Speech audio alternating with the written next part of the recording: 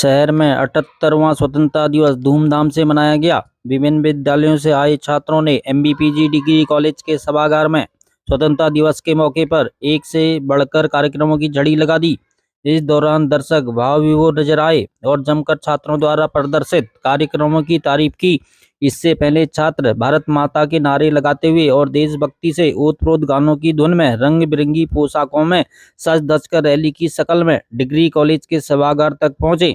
वहीं degree college में सभी राजनीतिक नेताओं ने सामूहिक रूप से झंडारोहण भी किया। इस दौरान छात्रों का उत्साह देखते ही बन रहा था।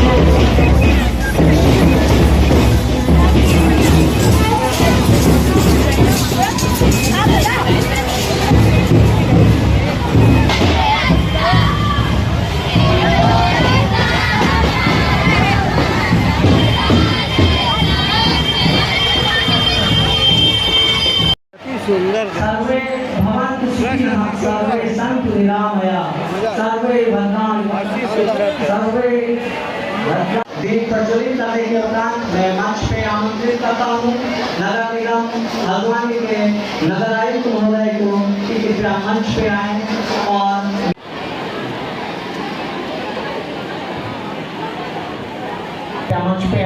और अतिथियों का स्वागत करने। हमारे बीच में आपसे भी अनुरोध है कि कृपया मंच पे आएं और अतिथियों का स्वागत करें। आपसे भी अनुरोध है कि कृपया मंच पे आएं और हमारे माननीय अतिथियों का स्वागत करने का कष्ट करें।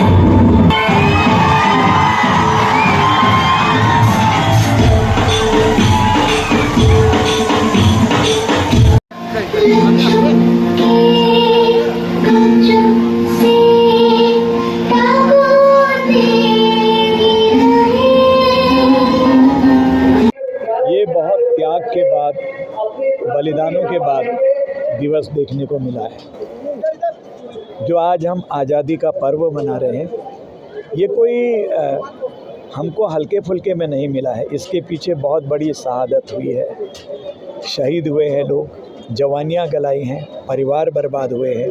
भारत माँ के चरणों में लोगों ने खुशी खुशी अपने शीश नवा दिए।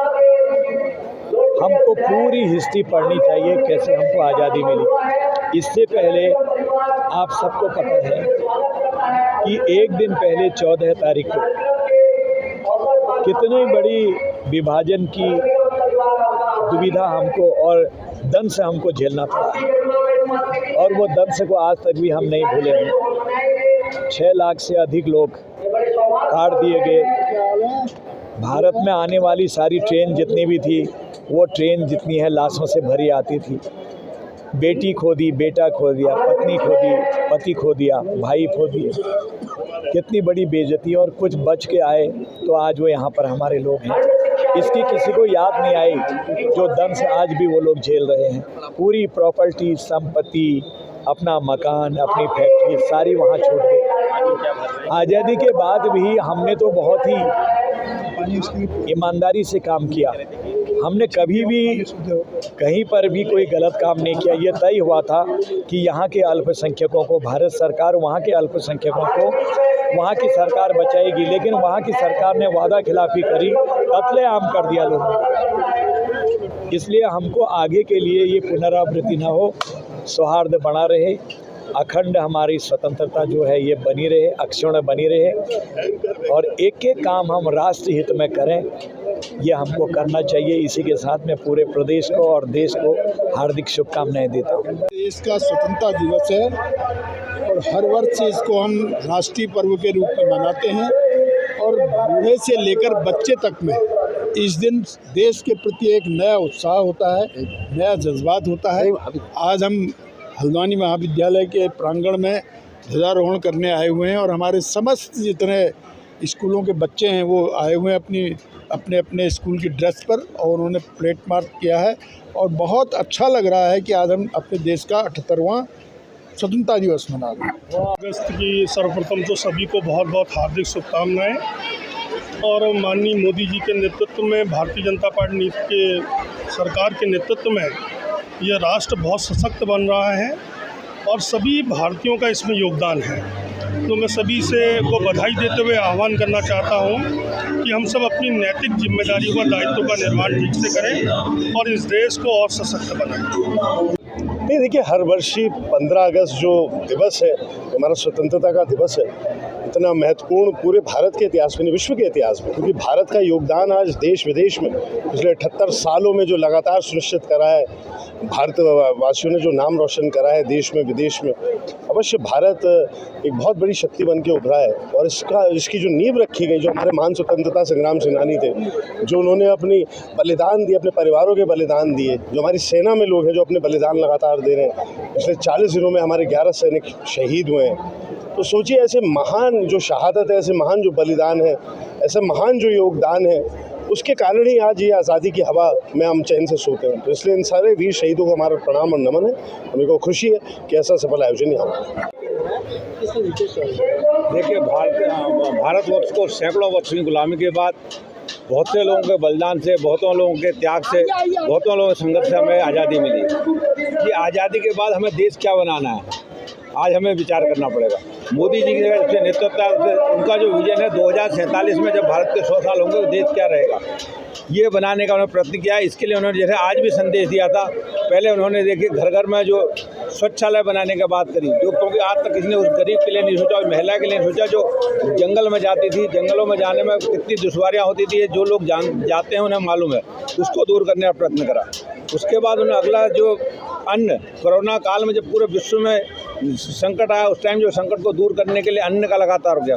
अब आज उन्होंने कहा कि हमने जो क्षेत्र में नकारात्मकता फैल रही है, तो पूरे देश में नकारात्मकता फैल रही, पूरा विश्व आज भारत को गिराना चाहता है। अगर आप देखें हिंडनबर्ग की जो रिपोर्ट है वो क्या है, जिससे भारत की अर्थव्यवस्था टूटे। हम तीसरी अर्थव्यवस्था बनाने की बात करते हैं, लेकिन हमारे विरोधी हमारी अर्थव्यवस्था को और तोड़ के नीचे लाना चाहते हैं। इसी को लेकर मोदी जी ने कहा प्रयत्न करेंगे और इसमें सफल होंगे, भारत को तीसरी अर्थव्यवस्था बना के रहेंगे। इसको सैकड़ों वर्ष की गुलामी के बाद बहुत से लोगों के बलिदान से, बहुतों लोगों के त्याग से, बहुतों लोगों के संघर्ष से हमें आज़ादी मिली। कि आज़ादी के बाद हमें देश क्या बनाना है, आज हमें विचार करना पड़ेगा। मोदी जी के नेतृत्व से उनका जो विजन है 2047 में जब भारत के 100 साल होंगे तो देश क्या रहेगा, ये बनाने का उन्होंने प्रयत्न किया है। इसके लिए उन्होंने जैसे आज भी संदेश दिया था, पहले उन्होंने देखिए घर घर में जो शौचालय बनाने की बात करी, जो क्योंकि आज तक किसी ने उस गरीब के लिए नहीं सोचा, उस महिला के लिए नहीं सोचा जो जंगल में जाती थी। जंगलों में जाने में कितनी दुश्वारियाँ होती थी, जो लोग जाते हैं उन्हें मालूम है, उसको दूर करने का प्रयत्न करा। उसके बाद उन्होंने अगला जो अन्न, कोरोना काल में जब पूरे विश्व में संकट आया, उस टाइम जो संकट को दूर करने के लिए अन्न का लगातार हो गया। अब भी आज उन्होंने कहा कि हमने जो क्षेत्र में नकारात्मकता फैल रही है, तो पूरे देश में नकारात्मकता फैली, पूरा विश्व आज भारत को गिराना चाहता है। अगर आप देखें हिंडनबर्ग की जो रिपोर्ट है वो क्या है, जिससे भारत की अर्थव्यवस्था टूटे। हम तीसरी अर्थव्यवस्था बनाने की बात करते हैं, लेकिन हमारे विरोधी हमारी अर्थव्यवस्था को और तोड़ के नीचे लाना चाहते हैं। इसी को लेकर मोदी जी का प्रयत्न करेंगे और इसमें सफल होंगे, भारत को तीसरी अर्थव्यवस्था बना के रहेंगे। ये जो हमारा 78वां स्वतंत्रता दिवस है, इसमें अभी हमारे हल्द्वानी ब्लॉक के बच्चों ने तिरंगा यात्रा निकाली। अभी MBPG कॉलेज में अब झंडारोहण के लिए हम सामूहिक एकत्र हुए हैं। जो लक्ष्य है हमारा माननीय प्रधानमंत्री जी का NEP के थ्रू शिक्षा नीति जो हमारी बनी है नेशनल 2020, उसके अनुसार अपने बच्चों को 100% शैक्षिक उन्नयन करते हुए शिक्षकोत्तर जो हमें कार्यक्रम है, चाहे खेल कूद हो, चाहे वैज्ञानिक प्रोग्राम हो, उसमें सीखने की प्रक्रिया को, जो सीखने का प्रतिफल है के अनुसार 100% हम उनको सुनिश्चित करें। और जो हमारी ड्यूटीज़ है, जो कर्तव्य हैं बच्चों के प्रति और जो बच्चों के कर्तव्य हैं अपनी पढ़ाई के प्रति, दोनों को साथ लेकर के चलना। और 2047 में जो माननीय प्रधानमंत्री जी का संकल्प है कि हम विकसित राष्ट्र बनेंगे, तो यही बच्चे उसमें महत्वपूर्ण भूमिका निभाएंगे। उनको उस लायक हमने बनाना है कि वो विकसित राष्ट्र में अपनी सक्रिय भूमिका निभा सकें। मैं खंड शिक्षा अधिकारी हल्द्वानी तारा सिंह।